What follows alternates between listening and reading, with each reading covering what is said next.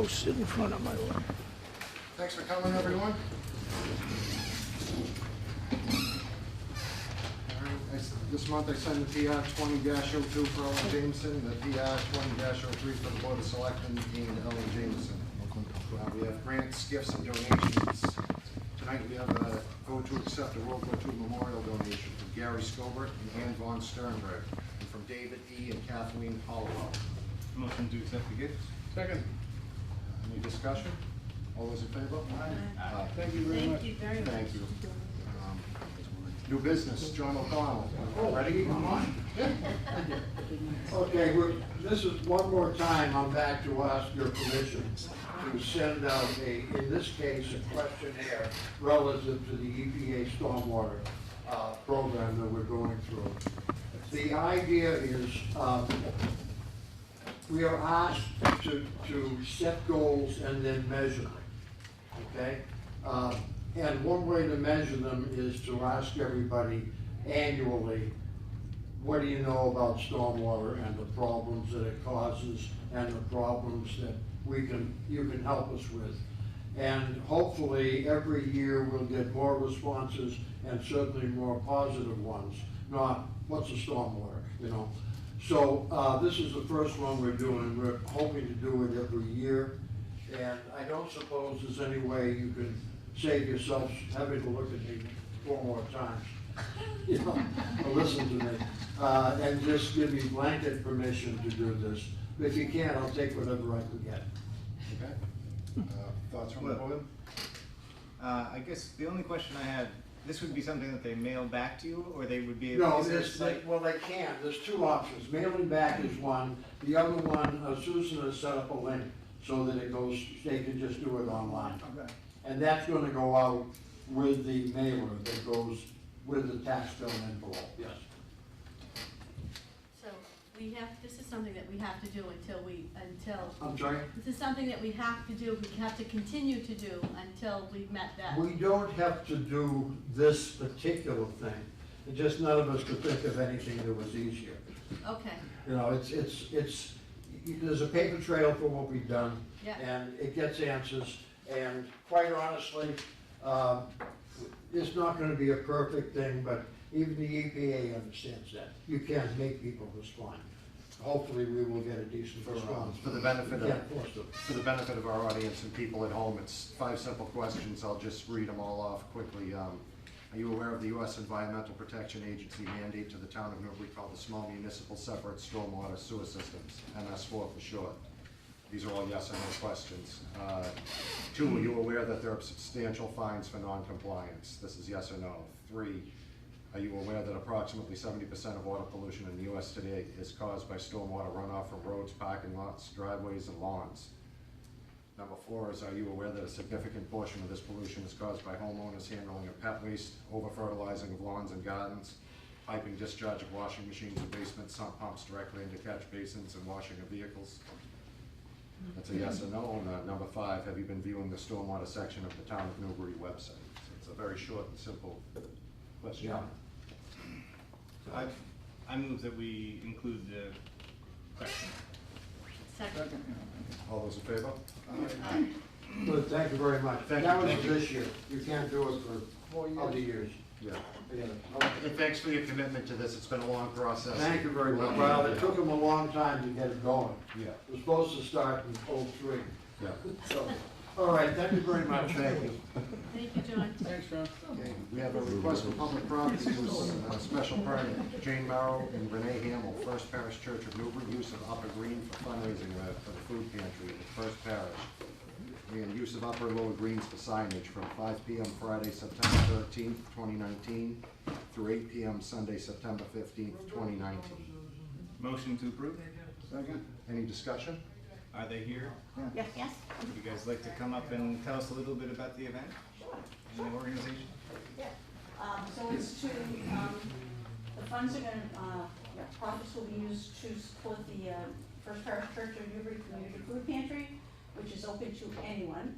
We've got freezers, refrigerators, we've got all kinds of food, and every week last week we served 152 people. We're only open Friday from 3 to 5, and we don't require any, licenses or information. If you say you need it, then you come in. We also have an outdoor, farmer's market for free. So people come in, with music going, we have kids there, we have entertainment for the kids. It's really an amazing, production, and it's all volunteer. Nobody gets paid. Any penny that goes in goes right to buy food. We get most of our food from the Great Boston Food Bank. And Nourishing the North Shore also helps us with the produce and, food recovery, which Newbury Elementary now participates in too. So things that used to be thrown out come to us, and, during the school year, we give them out for free. So, Mrs. Renee, she has organized a fundraiser that we would like to do on the 14th of September. Yeah, on the Evergreen, so the reason for Friday through Sunday is, the rain date is Sunday, in case it rains on Saturday, and we need some setup time, so we thought we'd do it on Friday night, as it started. So, it's gonna be a family event, so there's gonna be challenge and obstacle races, there'll be, we're gonna play unique yard games, so there's gonna be some coop and mulkey, there'll be cornhole, and, We're gonna have face painters. face painter, Yeah. a storyteller, Yeah. there's a food tent, Yeah. and Yeah. so it'll just be a really fun day. People for will the- pay $10, it's $10 for everyone, and that gets you in, and you play all the games and all that. And the food, we will be having, a fee for the food, that's all. Jane, quick, what are the hours at the food bank again? 3 to 5 every Friday. Okay. If you feel like coming and helping us, come on down. Okay. We have shopping carts, you can't even believe it, everybody should come and see it. We're feeding your neighbors. Thank you for what you're doing. Right. You're welcome, don't do it alone. It's fantastic. Thanks, Jane. Okay, thanks. Any other discussion? All those in favor? Aye. Good luck. Yeah, which is away. Yeah. We have a request for public property use / special permit. Rebecca Staff at Last Hope Canine Rescue Walkathon, Sunday, October 27th, 2019. From 8 a.m. to 1 p.m. Begins and ends at Spencer Pierce Little Farm, 5 Littles Lane. Motion to approve? Second. Any discussion? Anyone here from the event? I think they've come in the past and spoken about it, but. Okay. All those in favor? Aye. Aye. Oh, hold on. They requested a waiver. Waiver, yeah. Do we need to do that? We need to do that separately, correct? Mhm. Okay, so vote on a waiver of umbrella insurance for the Last Hope Canine Rescue Walkathon, Sunday, October 27th, 2019. So I move that we allow them to use the waiver. Second. Any discussion? All those in favor? Aye. Request for public property use special permit, Tyler Went Boy Scout Eagle Project at Manta Field Central Street on the path over the wetland area between Triton Middle School and Triton High School, 9 a.m. Sunday, September 15th, 2019, through 4 p.m. Sunday, September 29th, 2019. Motion to approve? Motion to approve. Second. Okay, any discussion? It looks like Would they you would like like to- to talk to us. Would you like to Yeah. address the room? Yes.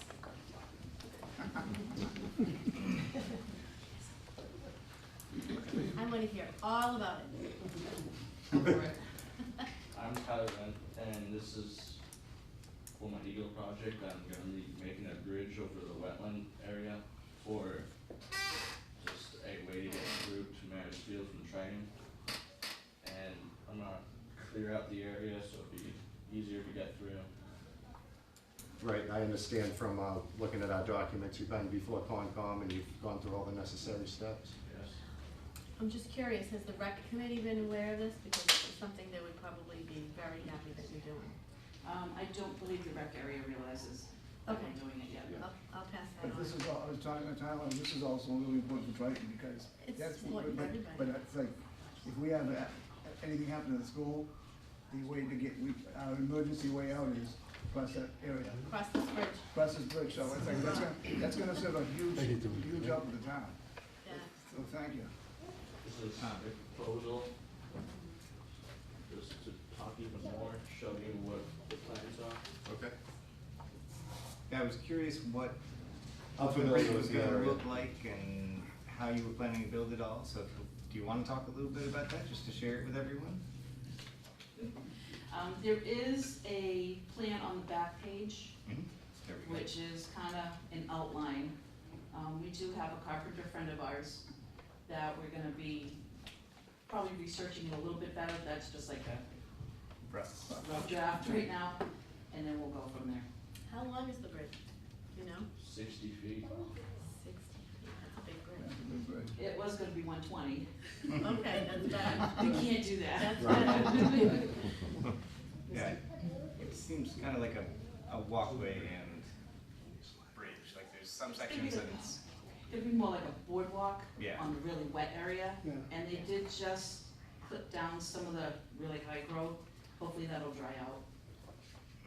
Do you have to raise it, or can you lay it right on the latch? Probably gonna be raised. There's some work ahead, good job. They can do. Yeah. oh yeah, Spray yourself with this, you Any other, from Ethan. any other discussion from the board? Do we have a waiver on this one too? Yes, there was a waiver of umbrella insurance. So just make sure we get that. So there is a waiver for the umbrella part? Yep. Mhm. Okay, because I was supposed to. Yep. Okay.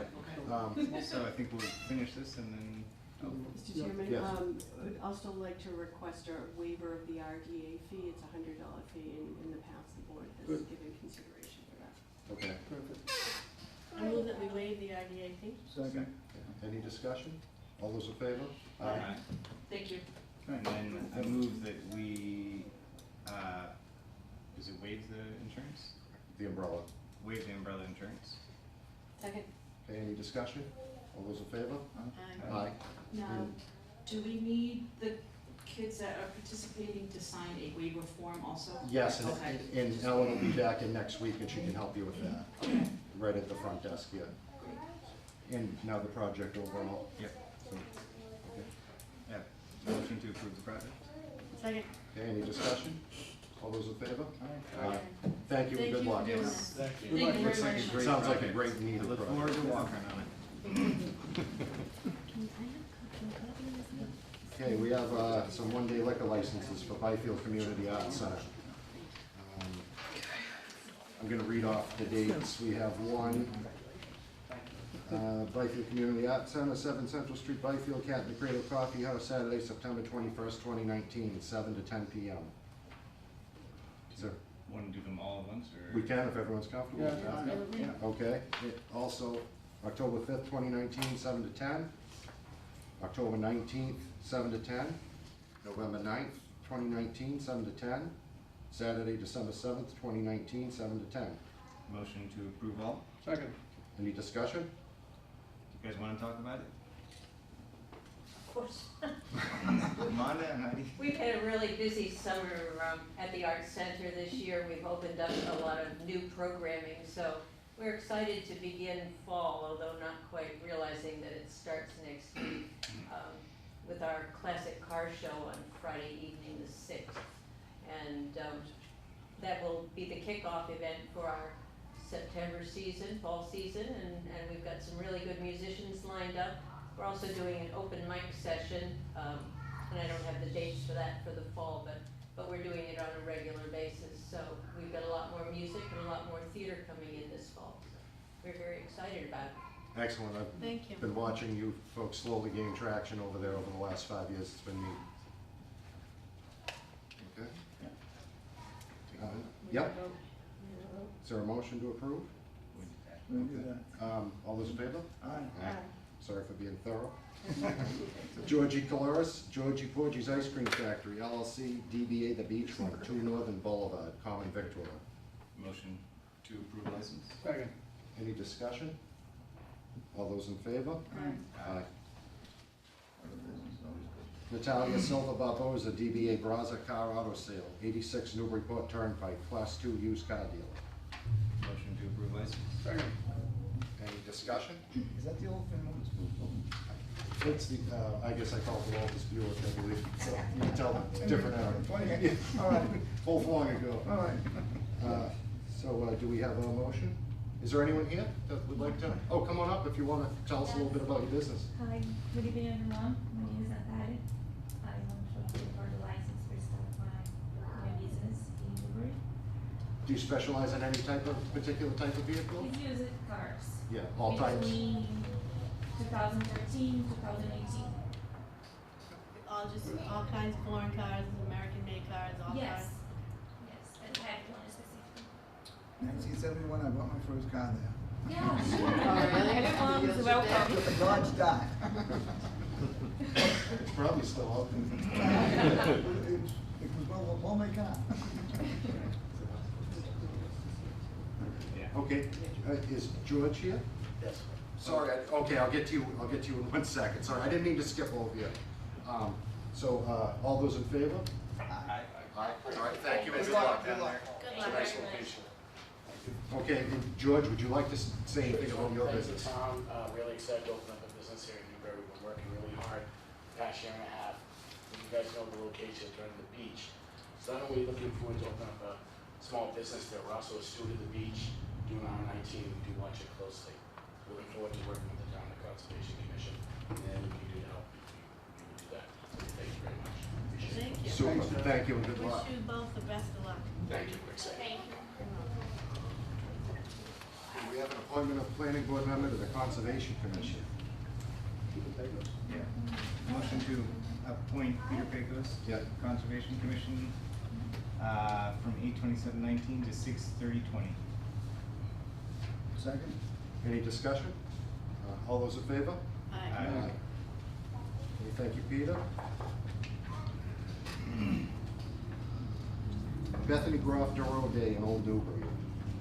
Is there anybody here to Nice to discuss see you. this? Okay, do you wanna, I can take it. okay. So Bethany is it's been 100 years of her book club, Spencer Pierce Little Farm. So, it's not really her little farm, but she's the steward of this book club. And, the state has gotten wind of this, and she's gonna be getting an accommodation from the governor, and I think it's appropriate that the town of Newbury do something for her as well. It's been requested that we do a surprise, but I don't know how much of a surprise it's gonna be. Yes, So, this is I don't a know if public we want meeting, a yeah. public meeting, but we have to do it in a public meeting, so I don't know if Janet, you wanna just maybe slide over that piece of it? It's gonna be a Bethany Groff Duro Day in Old Newbury. And I'm really appreciative that the board is gonna do this for her. I think she does a lot for the town, very committed. Bethany has as good a grip on the history of the town as anybody. Really does. Has anybody been to those things she does at the Sweat Isley House? I have. Yeah, they're really good. It's like stepping back in time. So I guess motion, I don't know, we've never done this before. I but know, I motion don't know. to grant the day for her. Recognize it, Dan? Claim the day, can we proclaim the day? Motion to proclaim the Bethany Groff Duro Day. Second that. Okay, any discussion? All those in favor? Aye. Thanks, Bethany, for keeping the past alive. Now we have review of drafts of proposed food truck regulations and food truck application. At the advice of town council, we've recently had a food truck apply, and we've never really dealt with this before, apply for a license. So they went through the whole process, and everything is good. At the recommendation of town council, she has suggested some bylaw language for us to contemplate pertaining to food trucks. So if this is a growing industry, we're It's more prepared to. Regulation, not bylaw. Okay. So what did the bonfire said, food trucks are not there, what have we done in the past? There hasn't been any town regulation. Okay, okay, okay. I didn't know, okay. just thinking. That's why they're growing, so that's why Yeah. we're thinking about it. So I can read through these. Is everyone familiar? Do you want a little time? Do we want a motion and then discussion? Sure. Motion to, accept the regulations. Okay. Yeah, as written down, and we're gonna amend it, because I have some questions. Okay, all right, discussion. All right. Before you start, does everyone have enough time to read these all to vote on tonight? Well, I've read them, I think we can discuss on them Oh, you tonight, discuss them. and then maybe we can, you know, Okay. contemplate it and see what we come up with, and make it in the oven for a while. Yep. Okay. Chairman of the Board of Health has something to say. Steve Frail? This might be something that we haven't heard about yet. You're gonna inspect them, or are we? It would be the Board of Health. We should be involved in this process somehow. Deb is aware, Deb already does the inspections, the Board of Health inspections are already in place, that already happens. What we don't have is regulations. The Board of Selectmen don't have any regulations, yours are by general law. We have the state regulation. Right.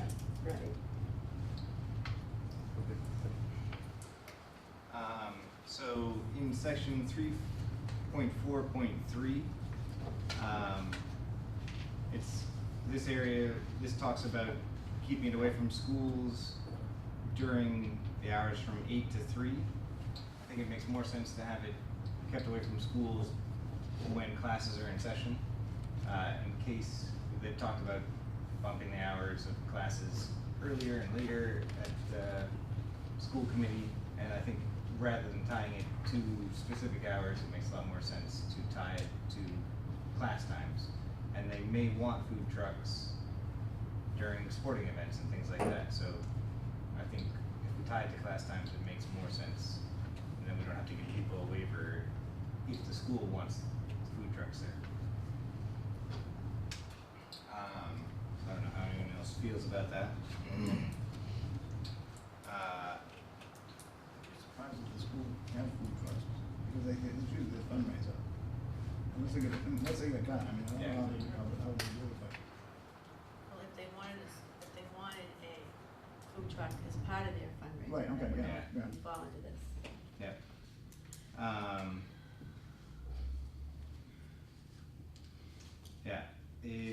We'd need to set up, there's a fee section, and I talked to Lisa about it earlier, Where is that thing? 4.3, Yep, please. and that, she suggested a flat fee. I wasn't sure if it made sense, because they're required to list their hours of operation that they plan to be in town, and I wasn't sure if we wanted to do something that was hourly based or flat fee application no matter what. And we also get a figure, there could be a truck that's in all year, right? Mhm. So, I'm in favor of the flat fee myself. It's a lot simpler. But it was one of the questions for me, you know, if we have a truck that's driving around a lot, and in essence it uses more town resources, should they pay more, or should it just be every application costs $50 or $100 or whatever it is? So, that's gonna take some thought, because Yeah. it could be every time, it might be a season. Right, maybe we have a couple of part-time, part-time And- versus full-time. And I think we should look and see what other towns do. I agree with Jeff, we should read this over and do more discussion with other people. yeah, Any other things you, yeah. Good catch though, Dave. The inactivity one, which is number 8, it says no mobile food vendor license shall cease operation during the period covered by the license without notifying the board in writing and obtaining its permission. That seemed kind of draconian to me, because that Yeah, means Winter? Are you thinking of winter? winter or, you know, Yeah. hurricane or, you know, an event that they're supposed to be at is canceled. They don't have to get our permission not to not Right, show up I at don't the know, event that's not I'd like to happening. know why this, because this caught my eye too, I don't know, I mean, it's just like any other business, then why would they have to know that by the town because they couldn't open? Doesn't Well, make it sense to it me. could be an event, say at Spencer Pierce Little, that there was inclement weather and it was canceled to the next weekend or Yeah. something. So we Yeah, can but figure the- out how to do that. Yeah, but Spencer Pierce wouldn't notify us of that. Well, I mean, it's just the fact that that's what their license covers, so is it Yeah. gonna go by date or is it gonna go by event? I mean, there's a lot to think about. Yeah, Lisa's explanation of this was that in the event that we limit the number of licenses we give out, like liquor licenses, and there are multiple requests, someone who already has a license shouldn't be able to prevent a new person from getting a license for a certain day if they're not planning to attend. But I think this is kind of a very awkward way to get to that, and I don't know that we're gonna limit the number of licenses licenses anyway. So that was her rationale, but I don't think it works for us. Okay. And then in the rules of operation, there's which is section 9. What uh, letter?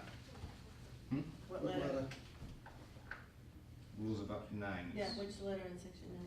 It's just it starts in A and also in J. Okay.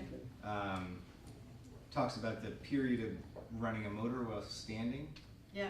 And I was a little concerned about this because some food trucks I know use their engine to power the cooking and cooling units.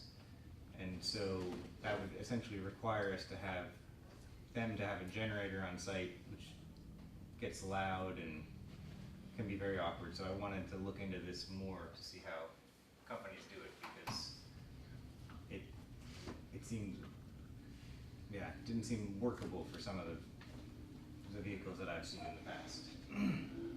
She said it's because you don't want to fill an area up with carbon monoxide, which Right. makes a lot of sense. I But don't think they allow cars to idle in front of schools and stuff longer than 5 They don't minutes either. anymore. Yeah. No, not at all. so I wasn't comfortable with it because I wasn't sure how they handle those situations in some of the food trucks. So we didn't want to make a regulation that we couldn't then. It seems like no matter what you do, portable generators are very noisy. Exactly. Yeah, but it's also, if you think about the way it's worded, it's building, fire, and health department, so it's got some traction to go, Yeah. so. And then the other, in section 10, it talks about revocation and modifications, and we can do that, but there's no section currently for the applicant to say, well, I don't actually sell any food on Monday and Tuesday, so I don't want to be out there. Right now, the way this is written, they can't say, I'm taking my Mondays and Tuesdays back and I'm just gonna clean the truck and do other stuff. They'd have to apply for a new license, and I think we should have something written in so that the applicant with due notice can adjust their hours of operation, their schedule, their locations and things like that, without having to reapply for a new license. Where does my- this run amok of Steve's too? How does the Board of Health intercede in this? They just have the ability to intercede because of their jurisdiction, Steve, or someone else? So, The health code, that's all but right. it's, We issue all the licenses for restaurants, I'm assuming we issue these licenses. And we know who's out there. This is separate from the Board of Health's, hawker and peddler license. Do they get that one from, that comes from the state? And then they have a separate license that they have to get from the Board of Health. This is mobile food I guess- vendor regulations, so this is another regulation, another layer that we just were missing. We've never had that. If someone's gonna be selling food, The Board of Health would do all the inspections. You're not doing any inspections, you're just giving them. my question is, who's gonna issue the permit? I think the Board of Health should. Up to you. This is a separate one. You do. You still You have do. a permit. This is just a vendor regulation. So this is more, This is separate from your If permit. it's for mobile food, that's a separate license. Yeah, but I think you're confusing it. This is just a like, if you were to open up a store, you would need to come to us for a business license. So this is a mobile license that we don't have, it's not really a store. They call It's it in a right? food vendor license. The way I've seen it done in the past is the Board of Selectmen or the City Council would issue the common victualer's license, and the Board of Health would issue the actual food service permit. I mean, that could probably work or whatever, gets done, but I mean, this is also picking up, the licensing and insurances and everything else that maybe the Board of Health wouldn't, pick up. So that's what that's all about, Steve. Damon, just a quick question. When did you talk to Lisa about this? I mean, how long has this been on the table? this afternoon. Okay. I guess I- I It's gonna take us some time to look at this. Oh, yeah. Yeah, I read agree. it this morning and I we might just have- had questions. Yeah, so- we all might have questions for now that we've gotten deeper into it. Mhm.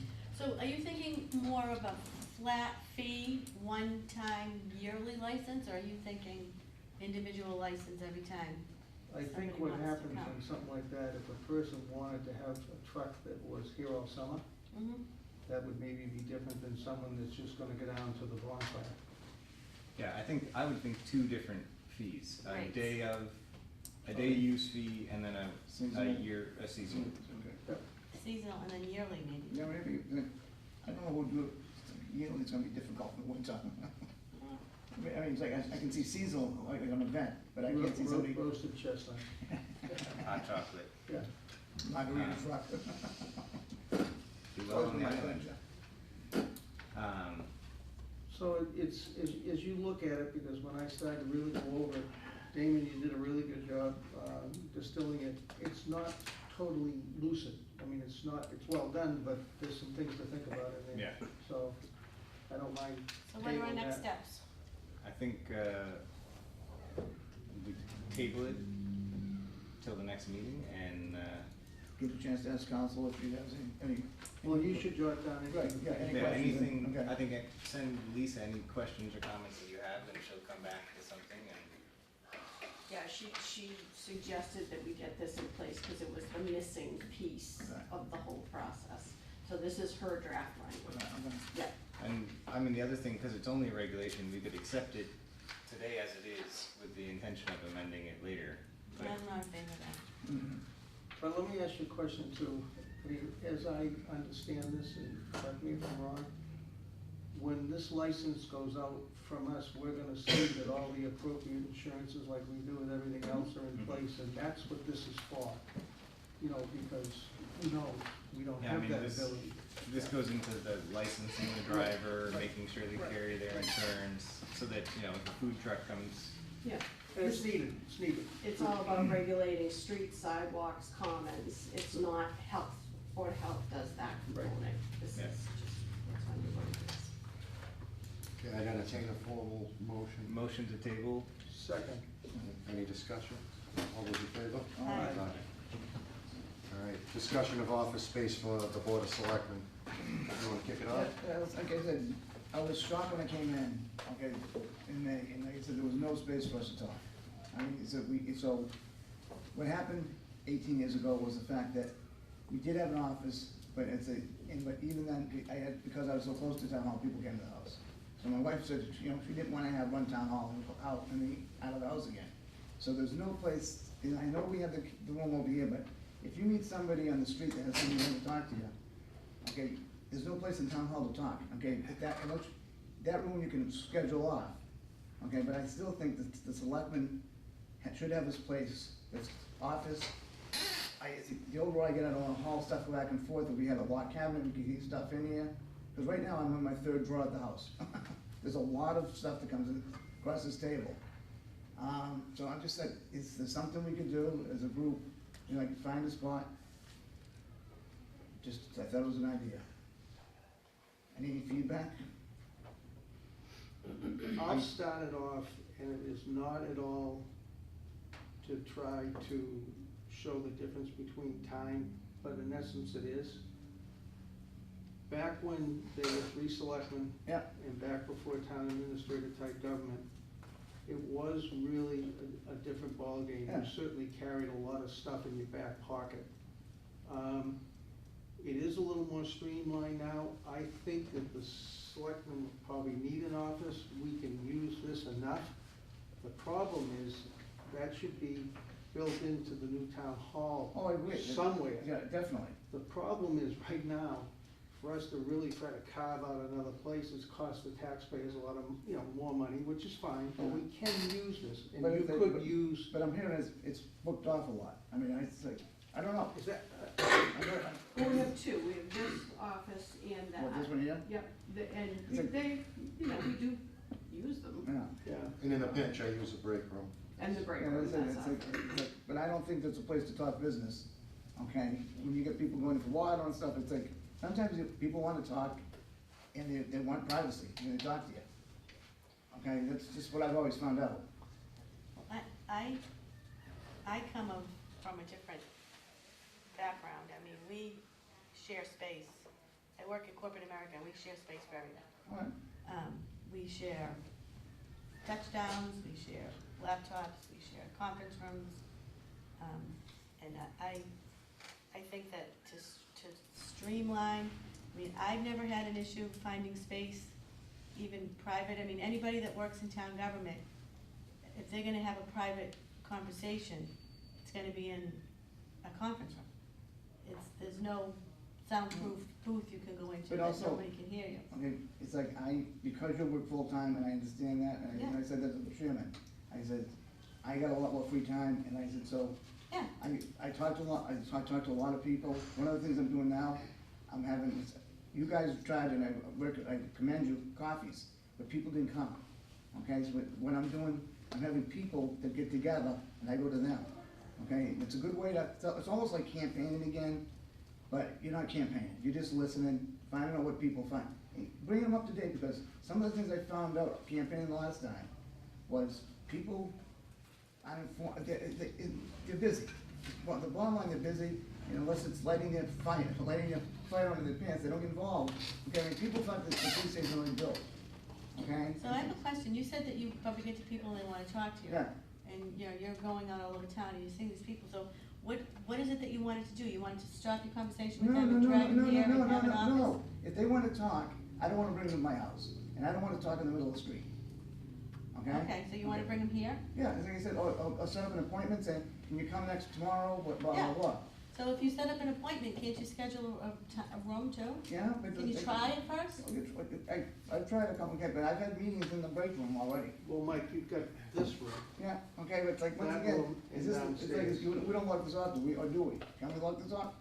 If you're having a meeting. If there's no one using it, you close the door. Yeah, if you're having a meeting, you All right, should but close I've the had, door. it's like, I just don't want people walking through, If, okay? if the Oh, new no. town hall can have a selectman's office, I think it's a very good use. Yeah. The little problem we've had, it's costs money to carve out space when we've got 3 conference rooms. All right, okay, So we've stopped there because it's getting expensive. all right, so, all right, And And it's, that's you the know, only reason. this solution where we are here, it's not ideal, no, it's not, and it's gotta be addressed.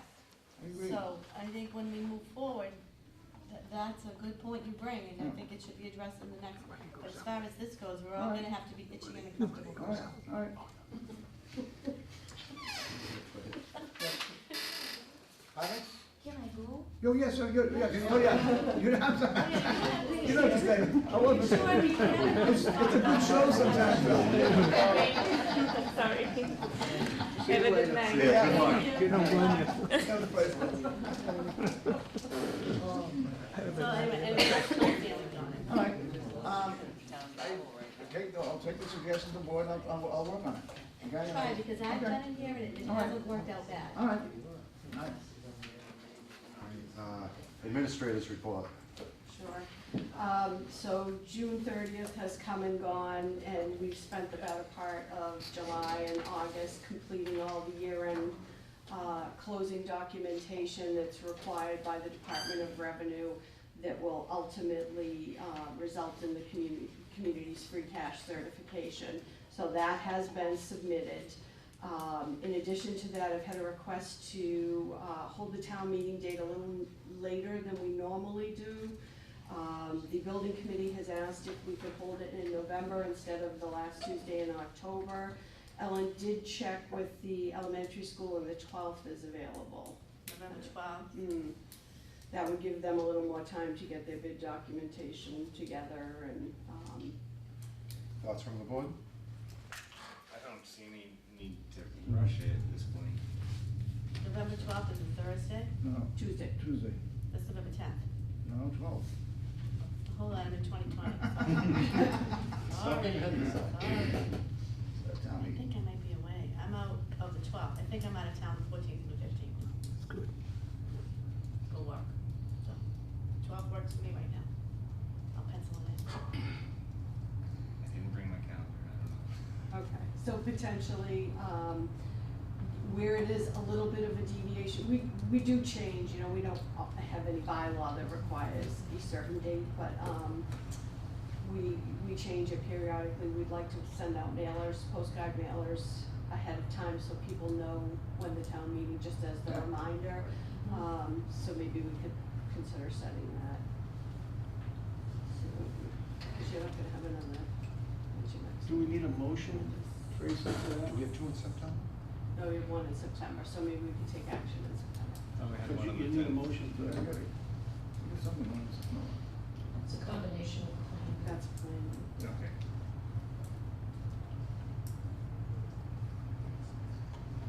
So, yeah, do we wanna, I move that we set the fall town meeting on November 12th at 7. Second. Okay, all those in favor? Aye. Okay. The town landing project is now substantially, complete. So although the permitting took significantly longer than any of us had anticipated, the end product is really amazing. Jim Valonis, Dan Brown, Chief Riley, and the Newbury DPW really did an amazing job. It's worth taking a peek at if you have time. The fire truck update, I've got a couple of pictures, it's almost done. Chief Jambern is gonna be going down to Pennsylvania for a final inspection, and hopefully we'll take delivery within the next 2 months, that's the goal. If anyone wants to see it, you can go to kmeinprocess.com. You enter number 10826 or number 10825, and you can see both the ladder truck and the pumper being fabricated. It's They pretty did a cool. nice job on Facebook, keeping us up to date with it. Yep, they did a great job, so. Tracy, can I just interject Yep. something from 2 times ago? I just want to thank the folks that worked on the boat landing. It's marvelous. It's not an easy task. I mean, you're putting in, very intricate, it's a new type of mooring for the landing for the boats, and certainly the docks are great. And I just want to, I've been around boats a long time, and it's really nice. It's very convenient, and it's very workable. So, and I'm very impressed with the interlocking system, because it can be replaced at any time if you need to replace a part of it. It's outstanding. So it's good. The timing on the ladder is good because currently ladder number 1 is out of service, so we're relying on ladder 3 and mutual aid from surrounding communities. Reminder, library summer office hours, Tuesdays and Thursdays 10 to 7, Wednesdays and Fridays 10 to 5. We've completed the Meyer Rewards program, that's our insurance program where we get credits for people attending ethics courses and the likes, other training courses. Ellen was successful in securing about $1,600 worth of credits off our premium expenses by coordinating the Flex grant on behalf of all of the departments, Great. so that was great. Would you thank her for us? I will. The tax foreclosure auction is moving forward. It's scheduled for September 25th. It's gonna be held here in this conference room at noon. There are 19 parcels, with approximately $364,000 worth of tax delinquency value, if you will. Some of them obviously have more significant value as a potential house lot. We're gonna be doing some perk testing on a couple of them just to have that information for marketing purposes. The others have value just merely as residual land, so may be of interest to a butter, as opposed to being sold as a buildable lot. So you'll see more, coming on that on the town's website and some newspaper articles as well. We've received our cherry sheet information from the state, and we are fortunate to have a net increase of approximately $13,000. Try not to spend it all in Yeah. one place, Might be but we something will better. have that money available, for expenditure at the special town meeting if necessary. We are still seeking a zoning board, alternate. It's gonna be really important as we have this 40B coming forward, so Jen, if you could include that, I've only received formal notification. Yeah, potentially, yeah. The Plum Island bathroom project, we have received notification from Senator Tyer's office that the General Appropriations Bill Conference Committee has filed its report finally on fiscal year 2020, and there is $40,000 currently included for the development of the facility. So what I'm gonna do is I'll get back in touch with Vesta Architecture, who had done the preliminary plans, and we'll move forward with, the pricing and construction drawings at this point. Get a better estimate, again, in the hopes of having the number for town meeting. as we move. How much was on the table? How much would they say that we were thinking at? I think we were hoping for somewhere around 200,000. Yeah. 2 to 3. So we'll, Yeah. yeah, so when, I'm not positive that it's over, but that's something we'll have to ask Bruce again, yeah. if there's any other avenues that we can use. So,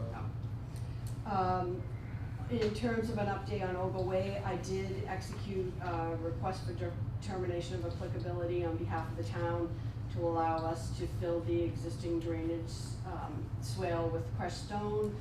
It was approved by the Concom on August 19th and has been submitted to DEP. Doug Packer has also visited the site to do some follow-up with it because there were some concerns relative to the erosion of the banking there. The DPW hopes to be back there after Labor Day to complete the paving.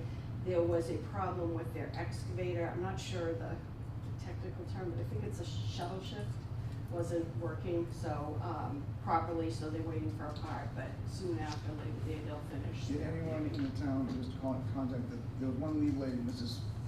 Flanagan? Okay, just to let her know, because she was that kind of like the organizer for the group. Flanagan? Flanagan, okay, just to let her know what's, where I we are. have her contact, I can let her Just know. let her know, okay? Yep. Selectman Greco, I think you had brought up cyber liability Yeah. protection.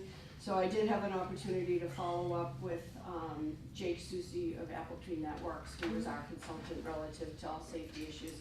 And he confirmed that we have a comprehensive security package. We have both Sonic Wall and Trend Micro.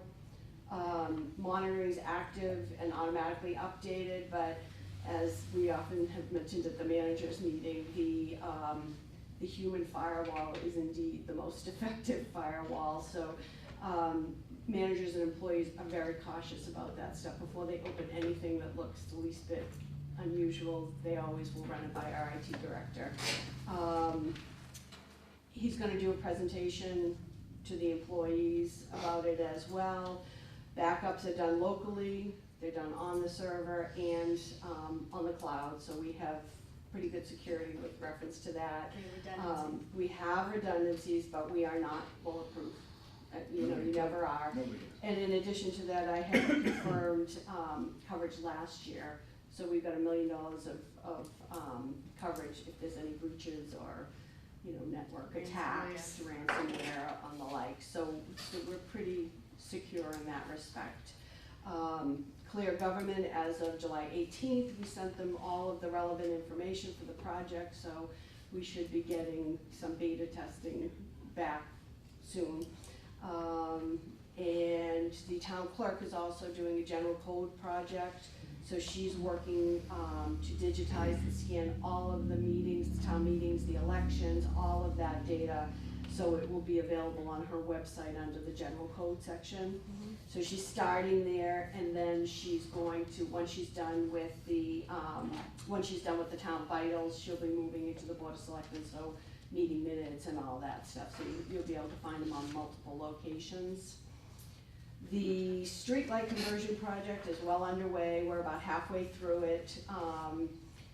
We have an app that we can follow the progress, so they shoot it out to us periodically, we know what sections of town have been completed. We have found some tree obstructions, damaged arms, previously red-capped lights because of resident complaints, so we're working to make sure that everyone's happy with, I think there were 2 of those. A damaged pole, there were some that were too close to power lines, so they're gonna have to loop back around and address all of those at once. But overall, it's moving relatively quickly. And finally, let's see, we've got a Comcast quarterly franchise fee. We just received $37,112. Just a reminder, I'm sure you guys are all aware, but we have been experiencing some problems with the tightrope system, and it does need to be replaced. As of next spring, they'll no longer be supporting XP. What's the, That's what does our broadcasting. Okay. It's all, The it's system, temporary, Alright. the way we're working it now, Yeah. it's temporary because of this location. So we've had equipment as well as connection issues, Comcast issues. But it's old, more and more failures, in addition to the fact that the connection between Kentway and the town hall is not, the ultimate way to do it. So we just need to know that there are gonna be some equipment purchases in the I future. know, it's old equipment, but can't we, I know we're gonna be building a town hall. Right. But can't we update, because it might be 5 years. Okay? That's what I'm Right. telling you. Right, so- I so think can we initially. So can we we spend some of the don't- Comcast money? Of course. Okay, so I think we should start looking at that, because We- 5 years of not having. It'll come up, it'll be Yeah. on the warrant. Okay, as well. okay, Right. because, all right, but it's like, we can't wait 5 years. We just gotta, No, make- no, no, it'll I be in mean, the fall. yeah. We just gotta come up with a plan. Yeah, And we had a preliminary plan, done a while ago by a consultant, but I think we'd probably engage someone new, because the technology is changing so quickly. so one of the things since we're on technology, again, I talked to you about, I had to listen to the planning board meeting about the golf course, Mhm. so I can sign a thing. Mhm. That microphone can't be back there. Yeah, no, it picks Because up all the background noise. So if anyone's talking Yep. out back there, I can't hear it, and everything, and it's important, so we gotta get a microphone up here, okay? I already, Okay, okay. when you reported that, I noted Yeah, it, okay, and okay, they're, thank you, they're, getting quotes. thanks. Okay, anything else? All right, thanks, Tracy. That's it? Old business, a vote to sign the revised EEA-approved amendment of conservation restriction for the trustees of Colby Village Condominium Trust. I just want to stress there's no relation. I move to sign the revised, restriction order. Any discussion? Yeah, what is this? I It's tried a to bad, read it. it seems to pertain to a bad foundation on the property. Yeah, you had already signed it, but what had happened was there were some inaccurate, maybe some of the names had changed. Okay. So they had a On their scrivener's board or error, something. and you had already voted it, approved it, and, This was, how long ago was that? It was a while ago, right? Within the last 6 months, I think. Yeah. I don't know, so let's bring before marriage. Yeah, Okay, okay. oh, yeah. the first time around. It was 2018. Okay, maybe So, it was yeah. a long 6 months. Yeah. Okay. It still seems new. So nothing's changed, it's just the name. Just the names. Okay. Yeah. So, do we have a formal motion? So I move. Okay, is there a second? Second. Okay. All those in favor? Aye. Aye. Fiscal year 20 appointments to the town hall committee. So, further discussion, at the last selectmen's meeting, I did some work to try and revise the charge so that it came more in line with what we were thinking of the new committee, so I'll read that out loud, we can discuss it, and then if people are comfortable with this charge, we'll send it to legal, and then hopefully move this forward or decide we don't need it. So, Town Hall Advisory Committee. The Town Hall Advisory Committee shall be composed of two members should be of the Town Hall staff with building experience, one member of the Capital Planning Committee, and 3 members of the general public, one of whom shall serve as an alternate. The committee's job shall be to review and flesh out the preliminary space needs development by Context Architects, Vertex OPM, and the building committee will assist as necessary. With this information, the Town Hall Advisory Committee will look at the various options on the site at Morgan Ave. We have identified a number of options. Renovating the existing building with no external changes. Building an addition onto the building. Tearing down the existing building and building new. Abandoning the Morgan Ave location and renting into the foreseeable future. These options shall be reviewed and evaluated with the knowledge that the new space must meet or exceed current space needs of Town Hall, be ADA accessible, have sufficient document storage space, meet the general building code, have plans and or room for future expansion, have sufficient parking, have a space for the PEG Access Studio, and reduce the impact on the dangerous intersection of Morgan Ave, Parker Street, and High Road. The Town Hall Advisory Committee is strongly encouraged to seek community input about what residents would like to see in their town hall. To this end, THC is encouraged to have public meetings for input on the island, in Old Town, and in Byfield. The Town Hall Advisory Committee shall rank the options and provide a narrative explanation of the ranking 6 months after the first meeting of the committee, and then, after presenting these recommendations, the selectmen be dissolved. Question, I've heard so much in my lifetime about sufficient document storage space. I don't know if I understand what that means, and I don't know when storage space for documents is really gonna be, digitized. But I wouldn't wanna see a town hall stocked up because we had to have some remote storage space. But it should be brought into the equation, should be looked at. I mean, we've never had the right type of document storage space since the town opened its doors. I remember when it was all over the Woodward floor. So we're not gonna get it, we're not gonna get adequate storage space in that little place over there. I know, it's like, But we'll move towards the best. what about Best something like case scenario. Iron Mountain, those paper companies that will store it for you? I mean, all those things will be on the docket. I just don't wanna see a building get held up because of sufficient documents. The reason I say, in pharmacy, okay, you had to keep stuff on site for 7 years, but as long as you own the store, you had to keep them forever. Okay, so, Iron Mountain was a blessing for the store, for us, because none of us had big stores, even members, So, they had big stores. if we're gonna move, like, into the embrace technology, because we're not gonna go backwards, I hope so.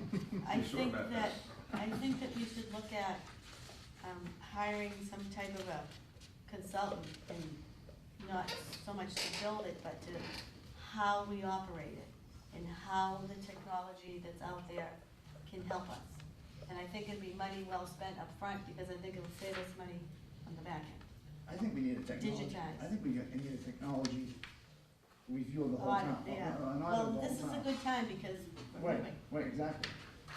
All of our current documents are digitally stored, but Newbury has a lot of very valuable antique records that you can certainly digitize them, and we do, and Leslie makes them available, but you wanna have them in a climate controlled environment. They were stored in the safe, that big Yes. safe that you had in the town hall. What was that gonna say for now? It's still Still there, as there. far as I know, but we did make it climate controlled, because you were losing some of your valuable Oh, I'm records. sure. It was- So that's important that that's addressed. Mhm. So anyway, just food for thought. Because I think ideally, in talking with the town planner and some of the other members, having access to the documents was huge. Having someone come into town hall and having to drive to the dump to try and find the documents in a leaky, unclimatized, Moldy, storage container was Unhealthy. not ideal. Right now, a lot of them are in storage containers out back. Mhm. It's not that we want to expand and have a huge library of documents, that's not the idea, but having the documents that they need access to in the building so that you can conduct your business appropriately, I think is what that's aimed at, not at, It adds to efficiency. yeah, if we can't have storage, the building should stop, I don't think that's not where that was headed. Well, like I said, I've heard it so much. We have a library that never got done when we built it. It's just, Yeah. oh gosh. So- I think the first thing that gets cut out of the new building is the selectman's office, then storage space, But we're not even at a new building yet, so, the idea of this is just to get people looking at it. Understand, yeah. and we have the Keep it- climate controlled safe, right? That's still there. It's still Yes. there, yeah. It maxes out pretty quick, it's not. Yeah, it's not a very. It's small. It's big by household standards, but not by town standards. Just to give you a point of reference, we had a whole area in the basement. We used CPA money when I was in West Newbury and renovated the basement area for that type of a storage facility. So you need some room. Okay. Square footage. Generally comfortable with this? Do we want to discuss if we want do we want to send this to town council, or do we want to hold off on this committee Can we kick this around just for another one meeting, just, cause it's the first time I saw this, your comment, just to look it over and just discuss it. We're gonna do that too, send it to town council, for sure. Council's input Oh, on it. yeah, just to okay, make yeah, sure. so, Yeah. so motion table, what's the Think about next meeting, this part anyway. Yeah, we'll talk about it at the next meeting. Yeah, exactly. Is there a second? Second. Any discussion? To table Table. it until the next Yeah, meeting? yeah, yeah. Any discussion? All those in favor?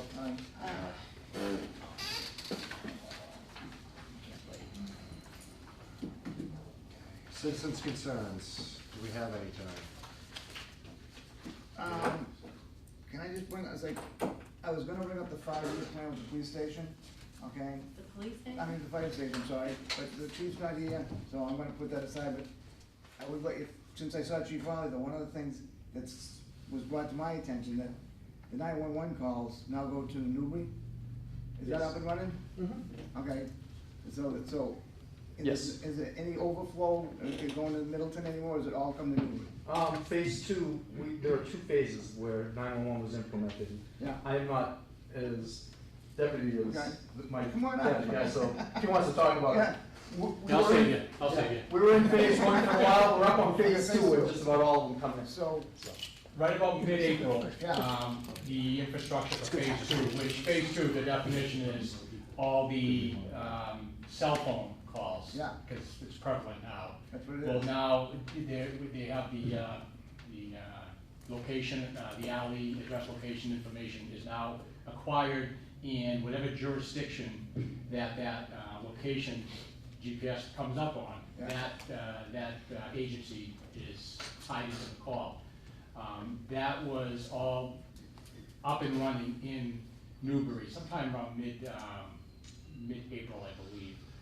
What that means for us is, give or take, about 98% of cell phone calls that occur in our jurisdiction will come to us.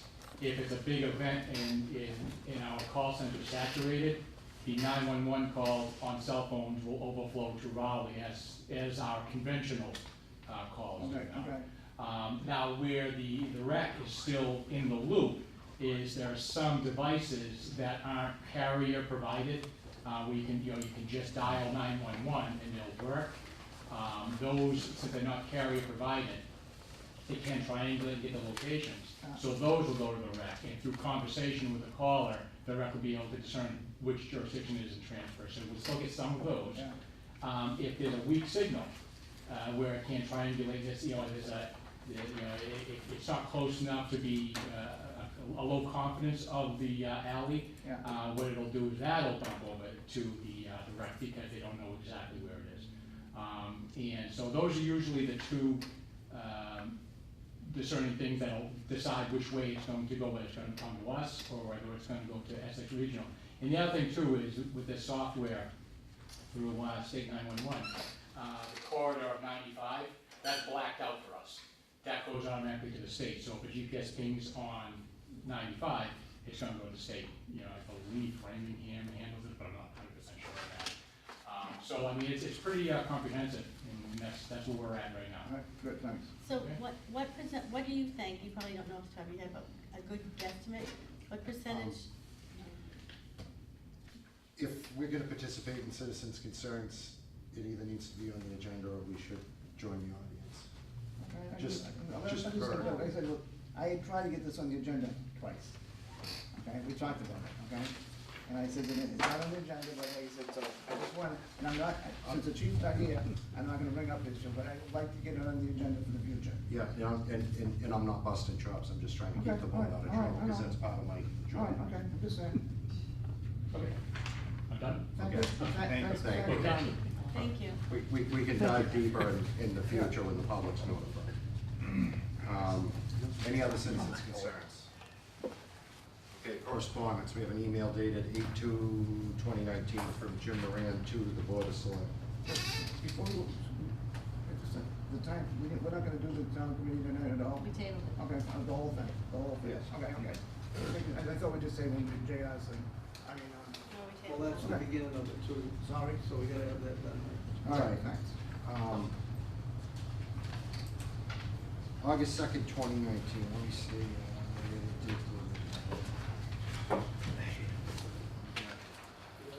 Yep. This email is in response to Bob Connor's letter to Martha Taylor dated June 20th. My letter to the Board of Selectmen was dated May 14th. The first time I saw Bob's letter was on July 19th. There's a handout at the BPCC meeting a month after Bob wrote the letter. Why would Bob write this letter without copying Selectman Doyle and me? Were both quoted in the letter. This behavior is not typical of Bob, not open or accurate. I have consistently commented at BPCC meetings regarding the site location of the police station since December of 2018. The BPCC effectively determined the location of the building in January. The BPCC determined that 10 borings were necessary in February. Only 3 were completed, and those were in the area where the BPCC wanted the building. Bob's argument of parking spaces, traffic flow, and neighbors' comments are nonsense as his slanted characterizations within the letter. The neighborhood review via Selectman Doyle is not what Mike recalls. The building is oversized by maybe as much as 1,300 square feet, and that includes a garage that is not needed, space for an elevator shaft, a machine room, and the training room. The ambiguity continues, do we need an elevator or not? If so, let's move ahead with one. If not, let's remove from the bid documents. The design of the building is larger than the new police stations in Raleigh and Merrimack. At the annual town meeting in April of 2019, there was only one site location of the building provided by the BPCC for the voters to review. The implications of Bob's letter that the voters decided on the site location when in fact the only one location was provided. The vote effectively was on exterior finishes. My letter to the BOS on May 14th was a follow-up to the commentary I made to the BPCC in the winter and spring regarding the subject rather than a last-minute email. Bob's comments on schedule and cost impacts are laughable. Both the schedule and estimate of cost on this project are like 2 ping pong balls. You don't know which side of the net they're on or the direction of either ball at any time. In light of the new code of ethics policy, this may be the time for the Board of Selectmen to review the facts and take whatever action necessary regarding this issue. The code's starting point would be preamble. Pleasing aesthetics of setting the building further away from Morgan Ave. The things that weren't commented on, this is under. Pleasing aesthetics of setting the building further away from Morgan Ave. Continuity of parking between the fire station and police station. Why is the parking continuous between police and fire stations? The orientation of the building is south-facing for best year-round exposure. South-facing advantages for winter conditions. South-facing advantage for green and fishing use of solar panels. The town preachers, green. Why aren't solar panels being installed? South-facing advantage to straight-in access to Sallyport. The issue of partial or full basement has fallen in the weeds. All the arguments against basement can be overcome with a combination of the current thinking and other technologies. Ironically, removal of the overburden and some unsuitable material would reduce the loading on the balance of the underlying unsuitable material. The cost of a basement over 100 years is peanuts. A basement could be installed. Groundwater would not be an issue if you bring the finished floor up to the same elevation as the finished floor of the fire station. Install a sump pump typical of most basements in New England. Embrace the current technology for watertight underground concrete structures. Install a dehumidification system. Standard for New England basements. Install windows and bulkheads on the north side for access and indirect lighting, as finished grade would be lower on the north side. The general storage area and space for mechanical and electrical systems, security and communications would be an invaluable asset. Very important determination for the town is where to locate the building and location for the next 100 years. Sincerely, Jim Moran. A letter dated 8/19/19 from Jim Moran to the Board of Select. Subjects, ethical behavior, procurement, and estimate of cost. Dear Select Board, ethical behavior. I attended the Building Project Construction Committee on F/8/16 at 7 a.m. And I'm concerned and disturbed about the ethical behavior of the committee chairman and how he continues to operate outside of the ethical guidelines established by the board. Chairman opened the meeting to the public, the floor attending, was treated rudely, given an adequate time to discuss issues, and treated with arrogance and general disrespect. Those attending were given the bum's rush at the end of the meeting so the committee could move to executive session. There's a nasty attitude issue with the chairman.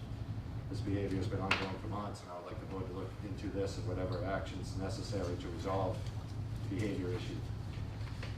I believe there's an issue with procurement regarding the town's contracts, administration of the agreements with the owner's project manual, Vertex, and architect context. The agreements for the professional services for the police station and town hall. To the date, there has been no breakdown in the schedule of values that separate the cost of the police station from the cost of town hall. There is normal business practice and allows for efficient control and cost accounting. Additionally, because of this, there may be unintentional overbilling on the part of contacts. The lack of breakdown of amounts is also distorting the estimate of probable cost. 3, estimate of cost. The detailed estimate, not to be confused with the estimate of probable cost, provided in March by AM Fogarty Associates as a public document, provides valuable insights into the cost regarding a new police station. The revised estimate is now a mystery of secretive nature. The committee went into executive session on 8/16 to discuss at a minimum the estimate. Why is it a secret? Is there too much detail or too little? Is the amount too high or too low? Is that committee lost confidence in its accuracy? Or are there other reasons? Whatever the case, there is no need for secrecy. The estimate should be made available to all, and in doing so may be of advantage to the town with valuable insights. Is the detail within the estimate so elaborate and intriguing that if it fell into the hands of subcontractors and general contractors bidding the project, it would give them some competitive advantage? Certainly not subcontractor, general contractor. They're solid would laugh at a ridiculous idea. If the detail is similar to the March estimate, it lacks detail required by competent contractors and in turn inadequate for bidding processes. I sent emails to the committee in February and in March regarding the estimate of probable cost. Unfortunately, many of these issues still remain unanswered. To be clear, and contrary to what the committee says, the current estimated probable cost does not include the cost for alternates. Adding the alternates brings the total estimate probable cost to $7.4 million. In summary, although some may see my comments as somewhat controversial, I believe the attention to all of the above is necessary, and I will make the town stronger, more open, address fiscal issues, and make for a better place to live. I would appreciate a timely response, and I'm willing to work with the select board to resolve any and all conflicts, solve problems, and help improve ongoing issues in the town that is steeped with generations of pride and accomplishments implemented by the dedication and hard work of so many great people. Jim Moran. So, for the record, I would like to say I disagree with several statements in those letters, but that's just my personal opinion, not the opinion of the board. So, anything you'd like to say, Bob? Yeah, if I could respond. I had sent a letter to all of you by email on Friday, and certainly because of the time of your meeting, you didn't get a copy. It's not part of your meeting packet tonight. Thanks, Bob. And so this is my personal response, simply because this letter's been generated after our last board meeting, so the board has not, or my committee has not had a chance to participate in this. But I think the big thing is that there's some confusion. Our committee is a work group. We have an assigned task. We're required to meet in public. We're required to post an agenda. And we're required to record approved meeting minutes. What we're not doing is holding a seminar on how to build a police station. We don't hold public hearings. And we don't hold protracted Q&A sessions. Under Mass General Law, Chapter 3820G, the open law meeting law is very clear. There is no requirement to have any public participation at a committee meeting of our stature. It is solely up to the chair of the committee to determine who can speak and for how long, or if there's even going to be a public participation. Now, to overcome a lot of the confusion in the past, we have been very generous in having a Q&A session with attendees. When attendees start to get repetitive and want to continually talk about settled matters, we simply refer them to the record as the documents speak for themselves. And we move on and let other people ask questions. If you have any questions on the actual meeting, it's posted on YouTube. Go to 1 hour, 19 minutes, and you can have firsthand viewership of the meeting. I viewed the video in its entirety, and I didn't pick up on the disrespect aspect of it. As did I. Yeah. So, because I bothered to come down here tonight, I'm also provide you with an update. On the second page of your handout here, it's the revised schedule. So, going forward, September 4th, again, there's always a lot of last minute little details there's still a lot of moving pieces. But the project should be advertised in the Central Register on or about September 4th. Bid documents, and again, I'm giving you a range, this should be good, but we're still waiting on the prevailing wage statement from the state, so. The bid documents will be available on September 5th. Site walkthrough is scheduled for September 12th. Subbids. So how this works is, there's a subbid, individual trades will then bid individually. So those subbids come in first. Within a week, the general contractors bidding this have that information and they incorporate it into their base bid. Their base bid then is augmented by alternate items that are identified within the bid documents. So September 26th, we should see subbids due. That will be the first insight on where pricing is in the 2019 construction season. The committee's been relying on, we can only look back over the last 6 months, and we really can't predict what the costs are going to be tomorrow, next week, or next year. We look back over recent bids. Merrimack was a good example. If you recall, in some of our previous presentations, the Merrimack bids came in from $540 per square foot to $615.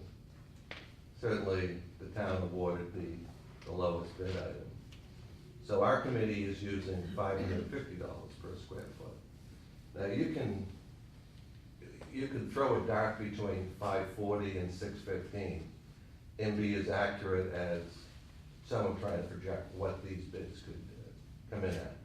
How many bidders, how full the plates are, and so on. So we have a meeting, our next meeting for the building committee is scheduled for September 27th, which would be the day after the sub-bids come in. And again, that'll give us the first real-time information. The October 10th, the general contractor bids would come in, and now we would have all of the costs involved on the project, other than owner-provided items.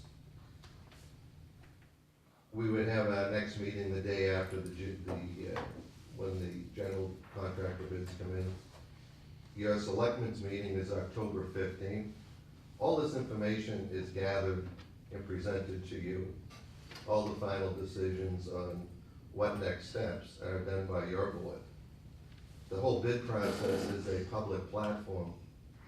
Anyone can go online and look up whatever the bids are, the sub-bids and alternate bids. The scheduling that we've prepared is to have the bids come in, time for the selectmen to review, but not have to be under the gun to award a contract or reject the bids before town meeting comes around. So we have a tentative town meeting, although I heard tonight you might have changed that and pushed that back. We did. Okay. And so from this schedule, basically the end of October, we should have clarity, or right after town meeting. If the bids come in total, under 6.5, including our add-on for town supplied line items, certainly the committee can proceed. If it exceeds that amount, then you've got to decide on how you're going to proceed. And substantial completion is basically 12 months from that point. On the last page, it's the most recent schedule of probable cost. And again, certainly Jim and I will agree to disagree on this document. We use it as a worksheet for our committee. So we have all our costs tracked. Now, this was originally prepared by the architect. The committee updates this as real-time information comes in.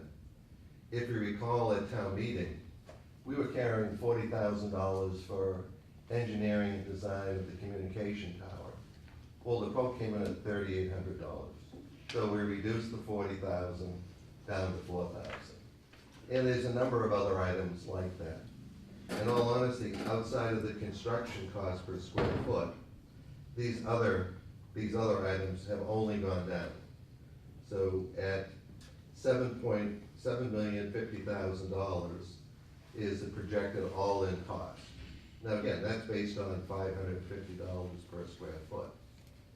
Now typically, alternate bid items are, you're going to put an outbuilding because you want additional vehicle storage or evidence storage, or you're gonna put a carport on the building.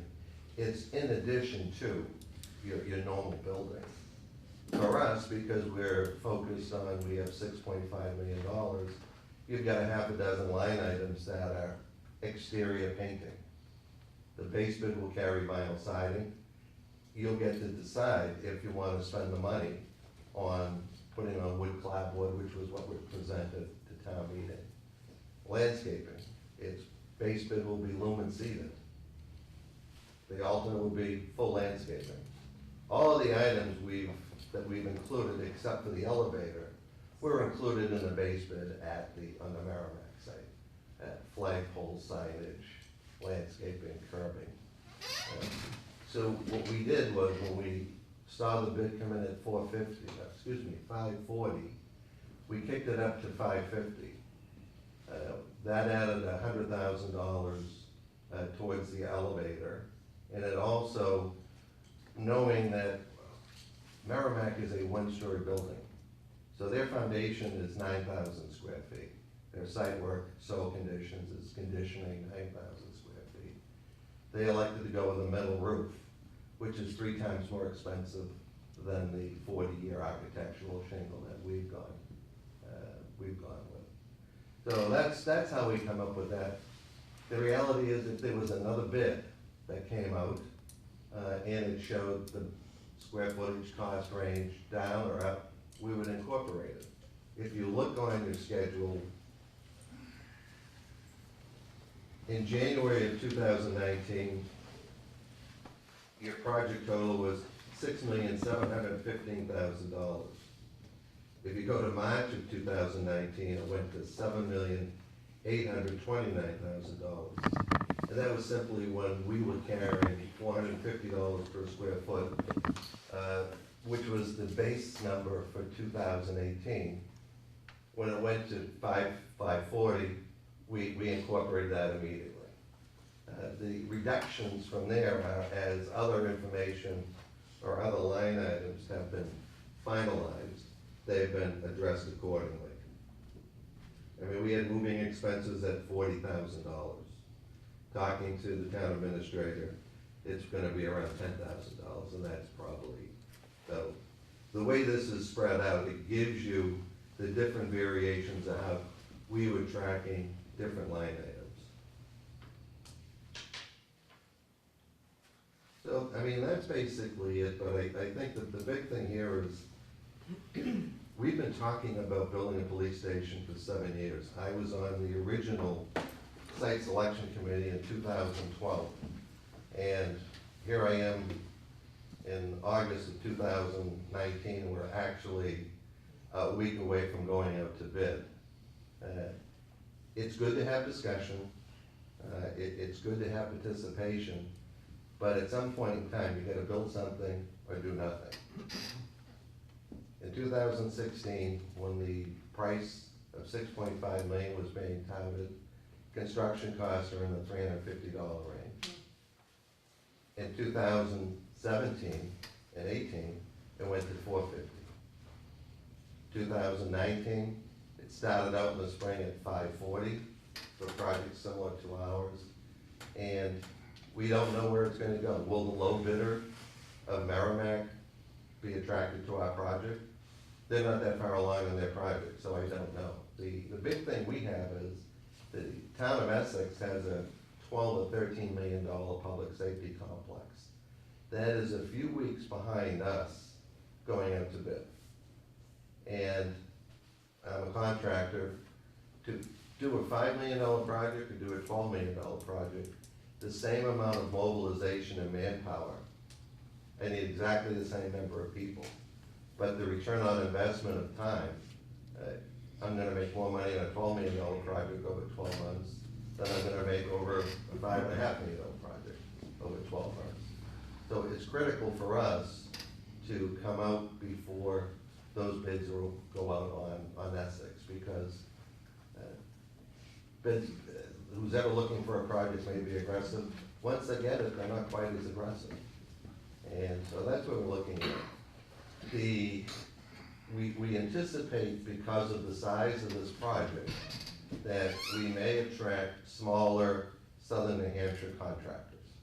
I mean, we're literally building a big house with wood siding. Now, certainly the detention and all the other things, are the big difference. But the complexity of this, we kept it simple. The square footage, I mean, I think the big thing is, you're not hearing anyone saying it's too big.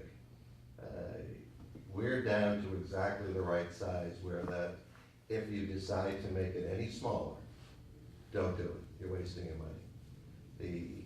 We are down to a point that we had one open issue. We got closed out today. The sprinkler system requires a certain water pressure at the street. And we were awaiting a fire, what they call a flow test.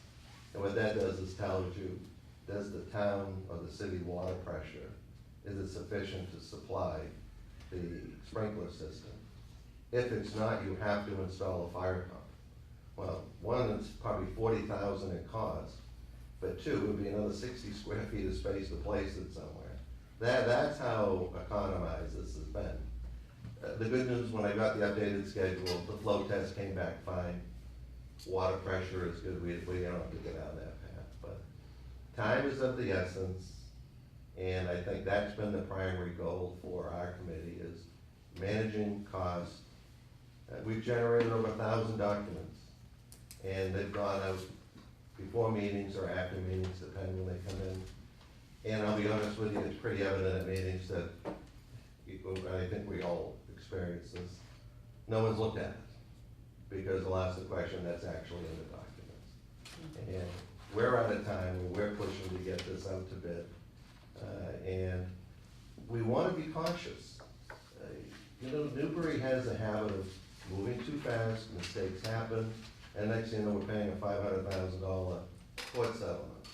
Our committee looks at things a little differently. If we have an issue or a matter that we think needs to be reviewed by town council, you know what?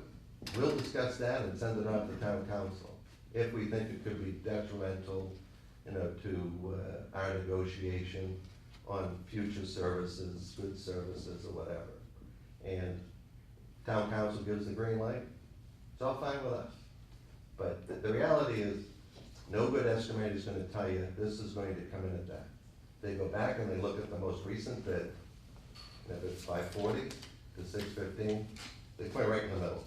Because they're not gonna be low, they're not gonna be high, and they say, well, I'll be in the middle.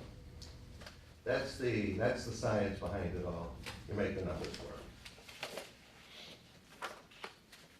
Okay, thanks for your update and all the work you folks have put in on that committee.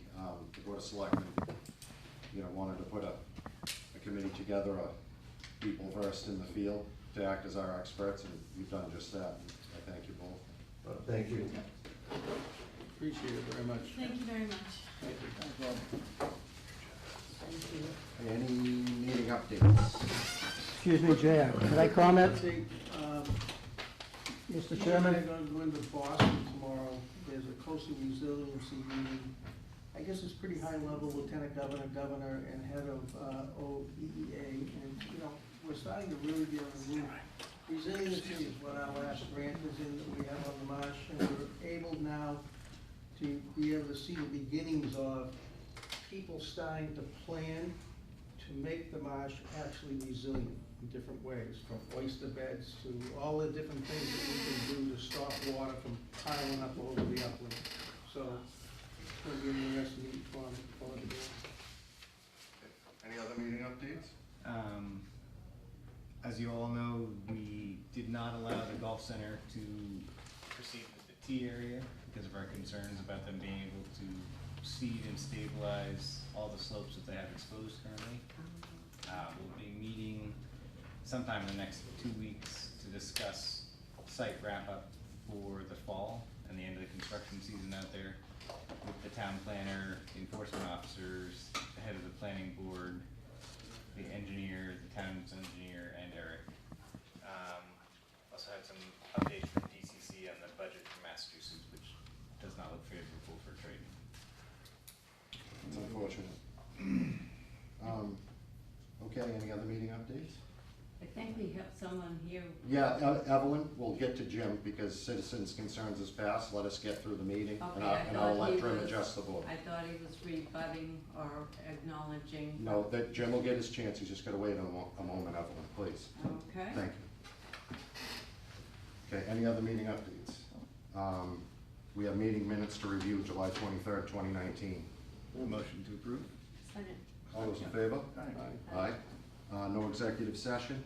No warrants. No warrants Yeah, tonight? warrants. Oh, you got warrants? Motion to sign warrants? Second. All those in favor? Aye. Aye. All right. Jim, if you'd like a moment? Sure. On my August 2nd letter, and somewhat rebuttal to what Bob was just saying, particularly, there's several things. The site location, Bob I brought up, but I didn't invent the site location. That was invented by this board last July when they put the building south-facing, and I've been advocating for that for the past 6 or 8 months before. It's going left unaddressed, although this board had it up on the table and it was discussed in detail and in their notes. The aspect of the size of the police station, just barely big enough. The Raleigh Police Station is 8,000 square feet, the Merrimack Police Station is 9,000 square feet, and our police station is 9,500. So to say that it's just barely big enough contradicts what our surrounding towns are doing. I just want to add, I'm 39, I've watched Raleigh build 2 police stations now. I hope the second one's adequate. I'm not convinced. Well, that's what they have. And then Merrimack's brand new at 9,000 feet. We have a garage in our police station. We don't need a garage. We have elevator space in there, which we can't decide whether we need an elevator or don't need an elevator. We have an EOC, which we have tens of thousands of square feet in town available to put the EOC, which really means a table about the size you're sitting at with 8 or 10 people with computers, and that's about it. The issue of continuous parking across between the new police station and the fire station, I don't understand at all why that isn't one continuous parking lot for the ease of everybody using both facilities and also good turnarounds for the fire trucks. It doesn't make any sense, but it doesn't appear that anybody wants to hear that. The issues of solar panels, which I've brought up several times, again, was on the table with this committee in July of last year. And Damon, I believe you're the one that brought it up, and you were asking, where's the solar panels? Well, I asked the question today, are we gonna put solar panels on this building? It certainly makes sense in this day and age. They'll pay for themselves in a short amount of time, but it falls to no response. What is your answer to that? Solar panels, with the tariffs that are in for China right now, solar panels, the cost of solar panels has gone through the roof. I believe the town of Newbury has been very lucky that we had a group of people that are willing to serve in the municipal building committee. They're experienced and they're professional, and every one of those concerns that you've brought up has been addressed at one point by the committee. They didn't agree with you. They just decided to move in a different direction. We cannot continue to go backwards in time. The decisions have been made, and they need to move forward. And quite frankly, Jim, with all due respect, and I know you've been to all these meetings, and I know your heart is in it, I really do, but you're not adding anything of value to this conversation. I'm asking a question, why isn't the town, we advocated a year ago, solar panels, which is the up and coming thing for these communities, and it's rising across the whole country. Why aren't we stopping or putting it in an alternate or including it? Here's what I found, that the Board of Selectmen in the past, since Bob's taken over, hasn't said who. I'll tell you this, there's no committee in the world that has all the right answers. I've floated several issues to the surface that there's been no attention paid to. If you want to continue with the solar panels, this is what it appears that you're gonna do. You're contradicting what you did last year.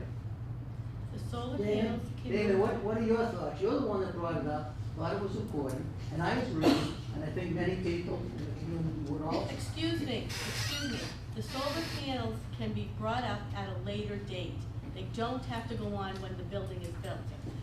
My feeling, Jim, since you asked, is that we, as a board, have been asked to step back from the process to make it less political. I have continued to pursue looking at solar. I'm looking at solar on the landfill, and I intend to have it on the police station at some point in the future. But it is not a priority right now, unless I can get someone like Elon Musk to donate the money and the batteries so we don't need a generator, which is something I'm trying to do, but not having a great deal of success at. Finding people who are going to foot the bill for the additional expense, I can't, in good conscience, come back to the town and ask for more money for solar at this point. I think, like you, it's the right direction, but it's not the right time. Just like the office for the Selectman. It should be something we have. We don't have the money right now. And from the other end of the spectrum, I'm concerned about penetrations through our brand new roof of a $6.5 to $7 million building. Is it worth having a leak for the gain we have from solar panels? I still hear to this day about the windows at the library leaked. West Newbury's public complex, there was a leak. There's no need of it. In the building experience I have, roof penetrations equal leaks. The issue on cost, will come out, I mean, is that now gonna be in November? Yes. It'll come up, and there's no reason that an alternate could be put on, to put solar panels on there, to see what the numbers might be. And then the voters can decide whether they want to spend $100,000 or not. And regardless of the penetration roof, that becomes your personal opinion. Fact is that the industries now have got this down to a science, and more people are doing it. That's facts. Now, moving on to my letter of August 19th. I'm nothing but behavior. I'll just say that I stand behind the words that I wrote, and I'm looking for the board to make some determination on that. Jay, I do have a personal opinion on that, but I really am not hearing from the board what their opinion is.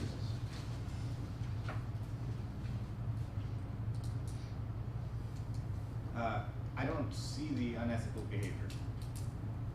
So I was at the meeting, I was at the table, okay? And the only thing I had a problem with was, to start off with, Jim missed you were late, I don't know what time you came in, I was back to the meeting, okay? And when the first question was asked, and I'm tired, I don't remember the exact question, but he said, if you were here in time, okay, you would have known the answer.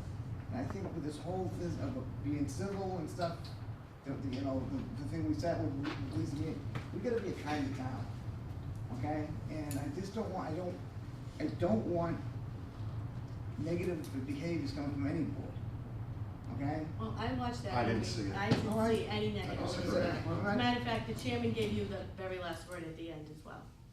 So, I mean, I didn't see any.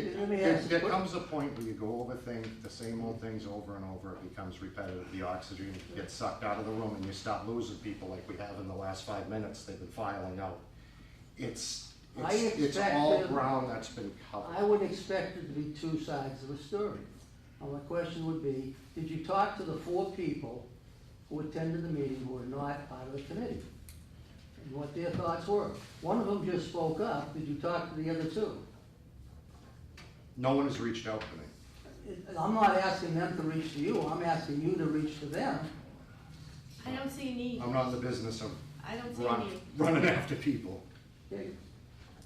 Jim,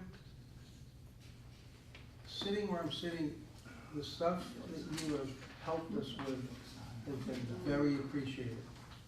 You've done an awful lot of work, and I know that the committee just hasn't, they've looked at it. I mean, I'm sure you found some things that have been very helpful. Hopefully there are no mistakes, but right now, one of the most important things for our architect, the OPM, and the building committee is to get as quickly as we can into the bid process. And I really express to you, you have been helpful. Sometimes people get frustrated, but you've worked hard at this. And you're always But there. right now, we have to take and at least put our respect and the hope that everything goes correct in our building committee and get this moved out to the building process and to the bid process. And that's where we're going. Yes, Jen? Yeah, can I just, you mentioned watching the video. Can you just clarify, when they went into executive session, what was the reason for the executive session? You'd have to ask the committee. I would have to dig back through But these was documents. it was on the agenda for an executive session? Yes, it was. I understood from Bob, and I believe everybody there understood, it was to talk about the estimate, the current estimate. The detailed estimate they had received. It's a little hard to go back over all this if the Can I, video is gonna be watched and then take a peek at it, because, we're not Yeah, gonna remember perfectly. that's fine, cause it sounded like that Mr. Moran was suggesting, and I don't want to put words in your mouth, but it sounded like you were saying there was something being discussed in executive session that shouldn't be. No, No. he was never saying that.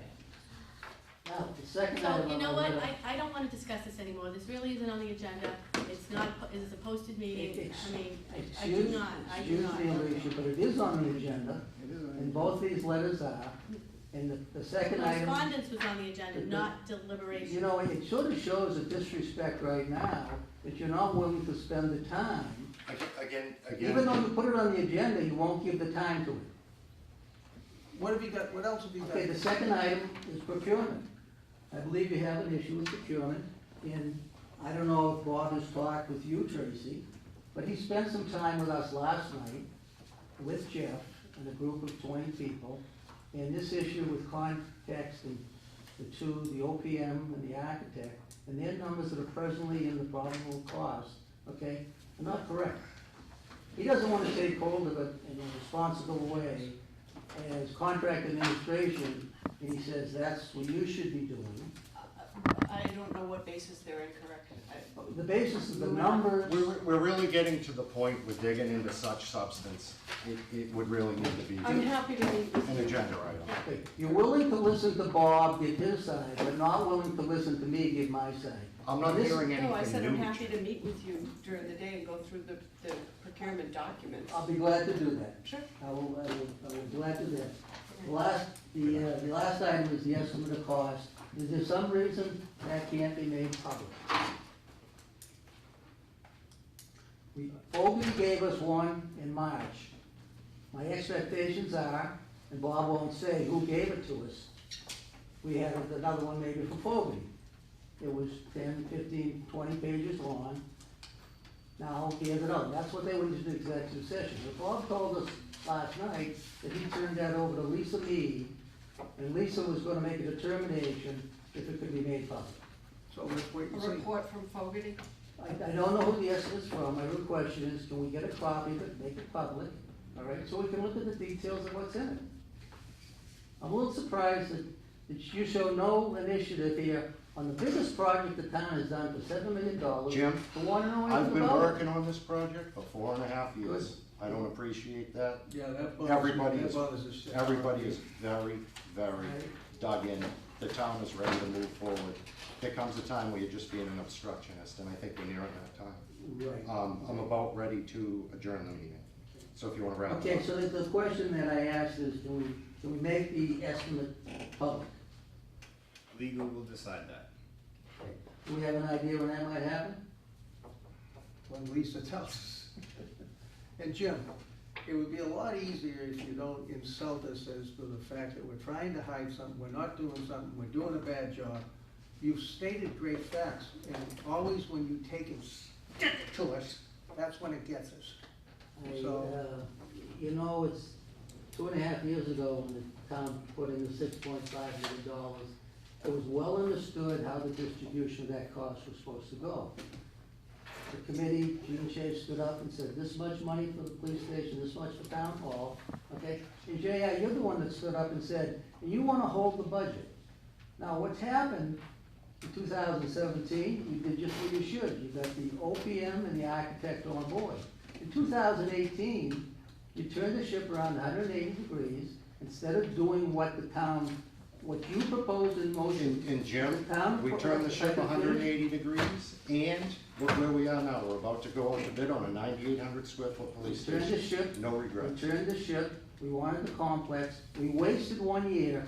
That cost the taxpayers $300,000 to do that. Now we're right back on track, okay, because we could put one guy in charge, and on a town hall related issue, Bob should be in charge of that, and ramrod this through, and we'll be much further ahead next year at this time if you allow that to be. Every time you put town people on committees to make decisions, they go around in circles. You've got a great track record, it's 100% perfect. You don't get anywhere with people on a town committee. You can see how fast Bob got through this in 6 months, 8 months. He's done something that nobody else been able to do in this town since Bob started in 2012, that was 7 years ago. He can do the same with the town hall. I said that to him last night. And Be it's a simple. nicer to him. Yeah, if you keep killing these guys, they're not If I'm gonna do not another mistaken, thing for us. he's on your They're not sheet. gonna do anything else for us. You David can't has just them on the attack sheet. volunteer committees. That's what you have on the sheet for tonight, that you just laid out, that you deferred to the next meeting. You have the building committee on that sheet. There's your answer to the problem. But the building committee, if we call it as a name, is exploratory like the original one was. When you get to the end and go for the needs and structures. Best and people determine the space is context. They're the people you've hired as the architect. They did just what they did in the police station. They take everything, they put it together, they come up with the square footage, they draw the pictures, you agree with what's going on, and you march through the process. You've already got the process under contract with the architect of the OPM as required by state law, and you don't want to use it. Thank you. You good? Yeah. All right, thanks, Jim. Jim, Oh, thanks. do we have a motion to adjourn? Yeah. Okay, all those in favor? Aye. Aye. All right, good night, everybody. See you.